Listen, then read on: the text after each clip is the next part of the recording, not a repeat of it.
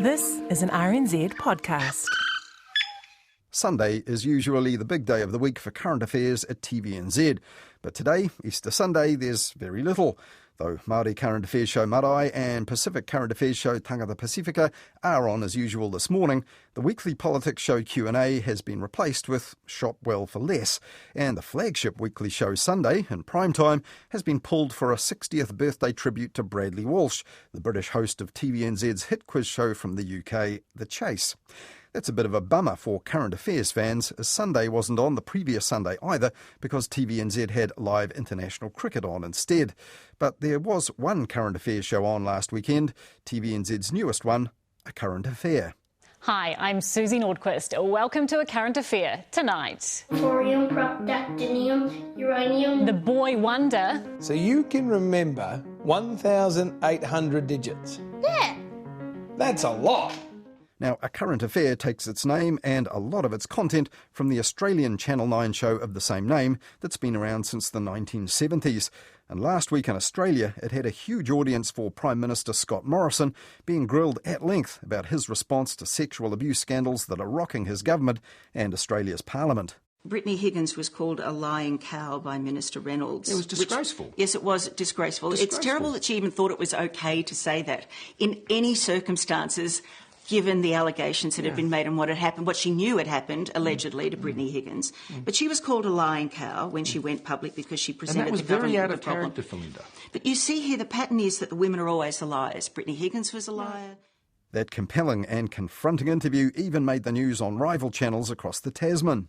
Well, the Prime Minister has been grilled about his government's response to the sex scandals engulfing Parliament and issues of violence against women, saying the past few weeks have been like a big wake-up call. This has taken me deeper into this issue than I've appreciated before. Where have you been? And 2 days later, A Current Affair and host Tracy Grimshaw had another huge story on their hands, the epic flooding across New South Wales. Hello, I'm Tracy Grimshaw. Welcome to A Current Affair, coming to you again tonight from the State Emergency Operations Centre at Sydney Olympic Park. The Weather Bureau says the superstorm is expected to break up overnight, but the flooding will stay for a while and the damage is devastating. Dimity Clancy's just filed this report.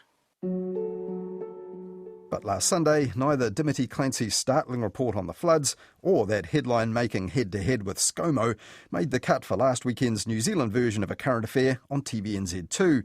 Instead, they led with a puff piece they made themselves to promote an upcoming TVNZ comedy quiz, and then that Channel 9 item we heard earlier about the Aussie kid with a head for numbers, and then two more yarns from across the ditch. The mystery of a missing magpie called Malvi, See you soon. Going to be a movie star. who went off to find fame and never came home.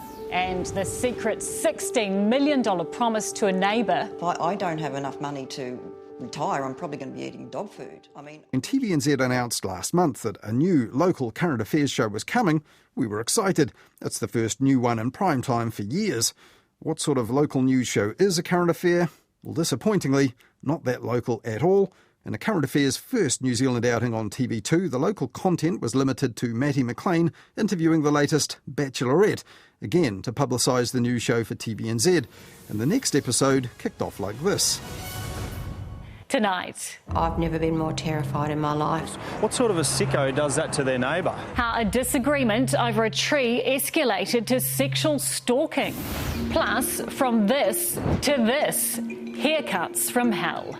That tree was in Queensland, and the report from Australia's Channel 9. And those haircuts from hell, also from across the ditch. While they might look funny, there's nothing hilarious about this one. Now, the show that night did have one actual New Zealand story.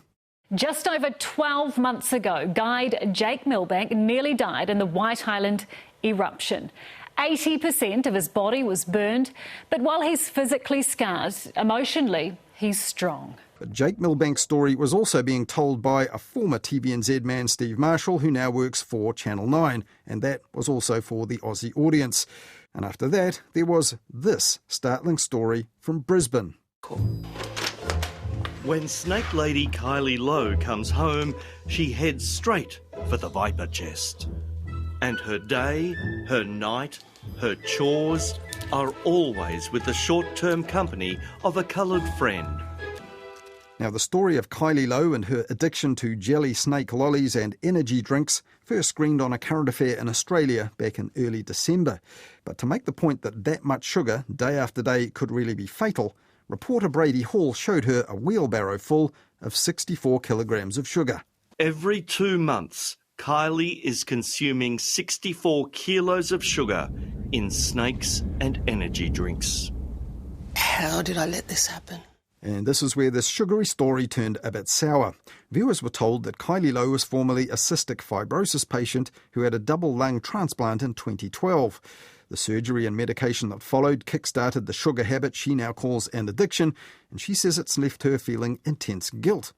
However, Channel 9's A Current Affair said they were there to help by calling in a celebrity hypnotherapist. In 3 minutes, we can break the habit. Mark Stevens has done it before. Snake Lady Kylie appears to be clean. Let's hope for her sake those snakes won't be so deadly after all. Say goodbye. Handy PR there for the hypnotherapist, whose service and app are on the market. But did it really work for Kylie Lowe? And since we filmed that story last week, Kylie's told us she hasn't touched a snake or energy drink. And that's the first time in a decade. Look after yourself, Kylie. Now that, remember, screened on TVNZ's A Current Affair more than 2 months after Channel 9 showed it across the Tasman. So what's the story now? Well, TVNZ's A Current Affair didn't say when it ran Kylie's story. And while Kylie's blog doesn't say whether she's back on the snakes again or not, it does say that just 10 days after that story screened in Australia, she was rushed to hospital. In a blog post labelled Fun with Sepsis, Kylie Lowe wrote that she had a fever of 38.8 degrees and was rushed to hospital in pain. She said she was there for 6 more days, supervised by transplant specialists. Now, here at Media Watch, we're no experts in all of this, but crashing out of a 10-year diet of heavy sugar overnight seems certain to upset a body struggling to assimilate a double transplant, not to mention the medication that would go with that.